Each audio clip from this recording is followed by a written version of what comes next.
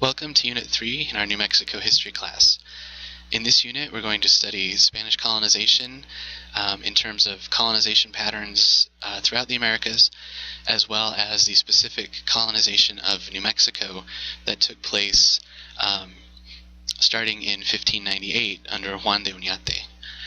We'll also then look at the kind of society that developed in New Mexico between the initial colonization and the successful Pueblo Revolt of 1680, when Pueblo peoples united under the leadership of Pope and other elders to force the Spaniards from New Mexico. Governor Otermin led about 2,000 colonists southward along the Rio Grande and then through the Jornada del Muerto to a small mission that was then called Nuestra Señora del Paso del Norte. So it was the site of present-day Ciudad Juarez, but then referred to as El Paso del Norte. That was the place where the Spaniards were essentially in exile for a period of about 12 years before Diego de Vargas led a reconquest of New Mexico beginning in 1692. That will be the subject of the next unit. In this unit, pay attention to the methods of colonization and conquest utilized by the Spaniards.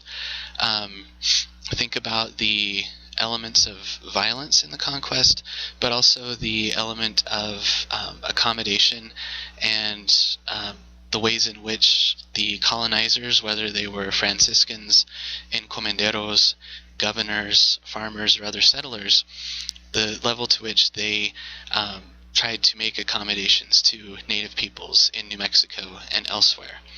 However, we can't forget the element of violence, of course.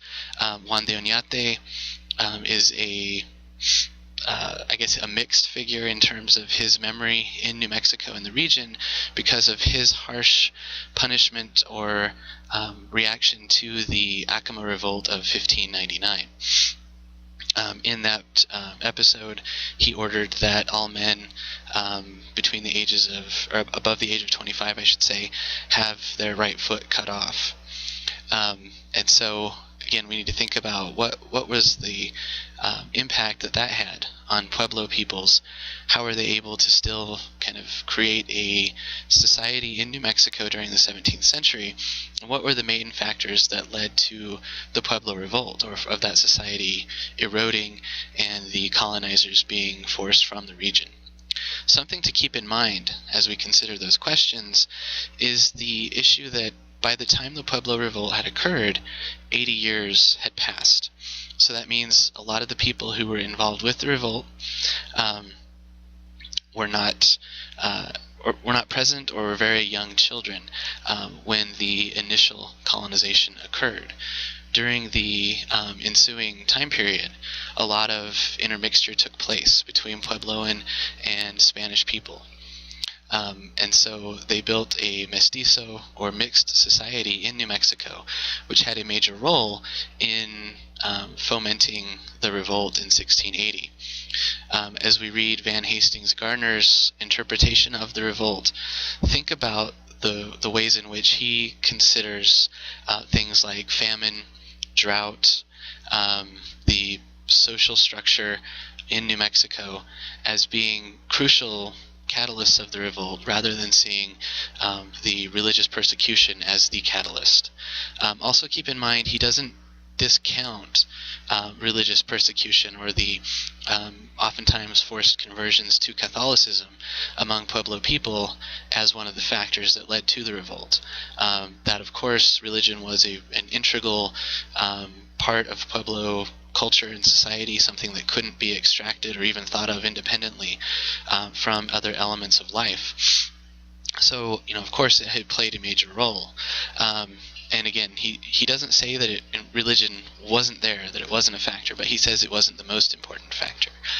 So think about his reasoning for that, and think about what you think of that interpretation based on the other readings that we've done in the e-text and in New Mexican Lives with Chapter 2 and Chapter 3.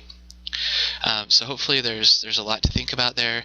The video clips should help you get a better idea about some of these debates and what was going on, and also the legacy of Juan de Oñate still in New Mexico. Just within the last 15 years, a couple of statues, one in Alcalde, northern New Mexico, another one in El Paso, were erected that created a lot of controversy. So think about why that's the case, why the controversy continues, and then this for this class I've included a film clip called Frontera that gives a modern-day Chicano and Pueblo perspective on what happened during the revolt. So it's kind of an interesting look at the revolt through a present-day lens, through people who claim Chicano identity, which is largely based on a recognition that their heritage includes both Spanish and indigenous peoples. They recognize that they are the heirs of both the conquerors and the conquered. So how does that shape the video clip that's included here? Again, lots to think about, lots to cover as usual for our New Mexico history class. I hope that you enjoy Unit 3.